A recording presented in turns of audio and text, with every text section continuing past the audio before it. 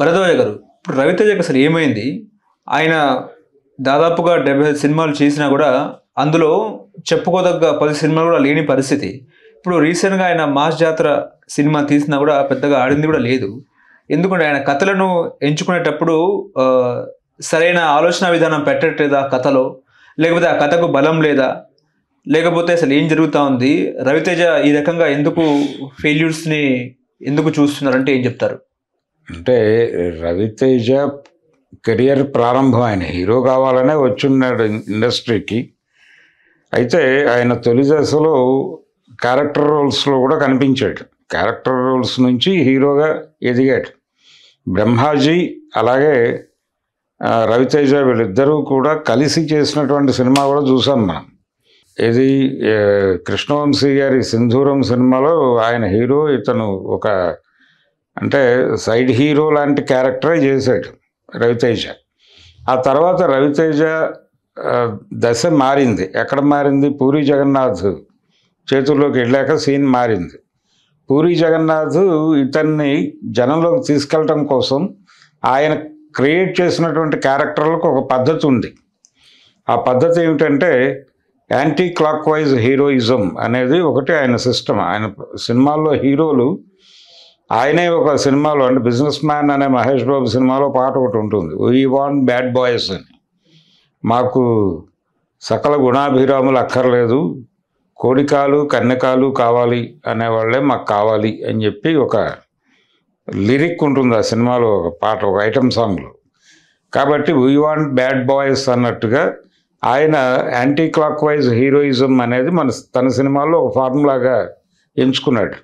ఆయన సినిమాల్లో హీరోలు చాలా అగ్రెసివ్గాను, చాలా అంటే రూత్లెస్గాను కూడా కనిపిస్తారు ఒక్కొక్కసారి.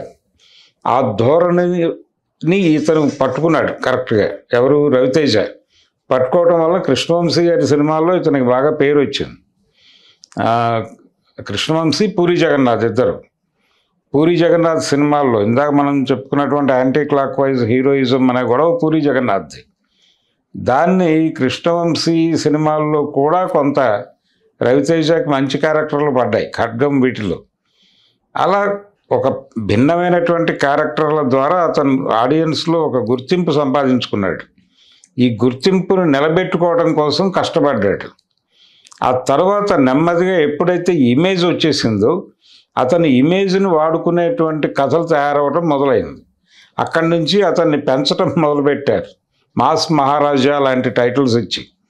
రాజమౌళి ఒక అద్భుతమైన సినిమా తీశాడు అతనితో, విక్రమార్కుడు అనే సినిమా. అలాగే చాలామంది డైరెక్టర్లు తమ ఫెయిల్యూర్ వచ్చినప్పుడు బయటపడేసినటువంటి హీరోగా కూడా రవితేజ కనిపించాడు ఒక దశలో. ఉదాహరణకి వినాయక్కి ఫ్లాప్లో ఉన్న రోజుల్లో కృష్ణ అనే సినిమా ఇతనితో తీసి హిట్ కొట్టి బయటకు వచ్చేసాడు దానిలో నుంచి, ఆ ఫ్లాపుల బారి నుంచి. అంటే ఎంటర్టైనింగ్ హీరోయిజం అనేది ఇతని మీద చాలా గొప్పగా వర్కౌట్ అవుతుంది. సరదాగా ఉండే స్క్రిప్టు, కొంచెం చిలిపిగా అల్లరిగా ఉండేటువంటి హీరో క్యారెక్టరు, అందులో ఆ అల్లరి ఎంత ఎక్స్ట్రీమ్కైనా వెళ్ళినా ఇతని మీద వర్కౌట్ అవుతుంది. ఆ భరోసా ఉండటంతో ఆ తరహా క్యారెక్టర్లు డిజైన్ చేసుకుంటూ వెళ్ళిపోయారు. కిక్కు ఇవన్నీ అలా వచ్చిన సినిమాలే. సరే, ఏది ఏమైనప్పటికీ రవితేజ ఎంటర్టైనింగ్ హీరోగాను, యాంటీ క్లాక్ వైజ్ హీరోగాను, కొంచెం డిఫరెంట్ ఏరియాలో కనిపించేటువంటి హీరోగాను రకరకాలుగా అతను ఇండస్ట్రీ అర్థం చేసుకుంది, మంచి అవకాశాలు ఇచ్చింది. ఆయన కూడా వాటన్నిటికీ న్యాయం చేస్తూ వెళ్ళాడు. అతని సినిమాల్లో ఫెయిల్యూర్ సినిమాలు ఉండొచ్చు కానీ అన్ని చోట్ల ఫెయిల్ అయిన సినిమాలు తక్కువే. ఇప్పుడు ఉదాహరణకు ఆటోగ్రాఫ్ అనే సినిమా ఒకటి ఉంది అతని కెరియర్లో. ఆ సినిమా కమర్షియల్గా పెద్ద పే చేయలేదు కానీ విజువల్గాను దానికి ఒక గౌరవం ఉంది ఇప్పటికీ. ఆ సినిమాల్లో లిరికల్గా కావచ్చు, విజువల్గా కావచ్చు, సినిమా ఆడియన్స్కి కనెక్ట్ అయిన సినిమానే అది. అలాంటి సినిమాలు ఉన్నాయి అతని కెరియర్లో. కానీ ఎందుకు ఇప్పుడు వెనకబడుతున్నాడు అంటే ఒక రకంగా రొటీన్ కథల్లోకి వెళ్తున్నాడు అతను. ఈ రొటీన్ కథలు చూడటానికి జనాలు సిద్ధంగా లేరు. మొన్న వచ్చిన సినిమా ఫెయిల్యూర్కి కూడా కారణం అదే, మాస్ జాతర. నిజానికి అది మాస్ జాతర కాదు, మాస్ పాతర ఇలా కూడా మాట్లాడారు జనాలు. ఎందుకు మాట్లాడారు? అతను వెరైటీ సబ్జెక్ట్ చేసిన ప్రతిసారి హిట్ కొట్టాడు, అతనికే గుర్తుంటుంది అది. ఇప్పుడు అనిల్ రావిపూడితో అతను చేసినటువంటి సినిమా ఒకటి ఉంది, రాజాది గ్రేట్ అది వెరైటీగా ఉండే కదా, జనం చూశారుగా, సినిమా బాగానే చూశారుగా. ఆ తర్వాత మీ దగ్గరికి మళ్ళీ ప్రొడ్యూసర్లు అడ్వాన్సులు పట్టుకుని వచ్చేసారుగా. అంటే మీరు కొత్త తరహా కథలు ఎంపిక చేసుకోవడంలో తడబాటుకు గురవుతున్నారు, ఫెయిల్ అవుతున్నారు. అది చేత కావడం లేదు, అందుకని ఈ ఫెయిల్యూర్స్ అన్ని చుట్టుముడుతున్నాయి.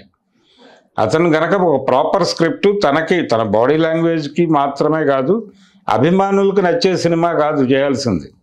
అభిమానులకి కూడా నచ్చాలి, కానీ విస్తృత ప్రపంచానికి నచ్చాలి. ఎందుకంటే అభిమానులు అనేవాళ్ళు 4 రోజులు 5 రోజులు మోస్తారు సినిమాని. దాన్ని 50 రోజులు 100 రోజులు మోయాల్సిన వాళ్ళు బయట వాళ్ళు. వాళ్ళకి ఈ సినిమా కన్విన్సింగ్గా అనిపించేలాగా ఉంటే మాత్రమే సినిమాలు ఆడతాయి. అంతే తప్ప ఫ్యాన్స్ చూసేస్తే సినిమాలు ఆడేస్తాయి అనేది భ్రమ. ఇతనికి అభిమానులు, మాస్ మహారాజా అనే టైటిల్ ఇవన్నీ కూడా బరువు పెంచుతూ వచ్చాయి. ఈ పెరిగిన బరువు మేరకు బరువైన కథలను ఎంచుకుందామని ఆయన కూడా ప్రయత్నం చేస్తున్నాడు. ఈ ప్రయత్నం అంతా కూడా తడబాటు, తప్పుల తడకగా తయారైంది అనేది ప్రూవ్ అయిపోయిన విషయం. చాలా సినిమాలు ఇబ్బంది పెట్టినాయి కదా. అది టైగర్ నాగేశ్వరరావు సినిమా ఒక ఫెయిల్యూర్ వెంచరు. ఇలా అదేదో ఇంకొక రామారావు అనే సినిమా ఒకటి చేశాడు, అది కూడా పెద్దగా వర్కౌట్ అవ్వాలి. ఎందుకు కావడం లేదు అంటే జనాలకి కరెక్ట్ అయ్యే సబ్జెక్టులు నీ ముందుకు రావడం లేదు, నువ్వు చూస్ చేసుకోవటం లేదు. అందుకని రవితేజ ఫెయిల్యూర్ నటుడిగా, అతను ఫెయిల్డ్ నటుడు అని నేను అనుకోను. సక్సెస్ఫుల్ నటుడే అతను, పైగా ప్రూవ్డ్ ఆర్టిస్టు. ఏ క్యారెక్టర్ ఇచ్చినా చాలా అద్భుతంగా చేయగలడు.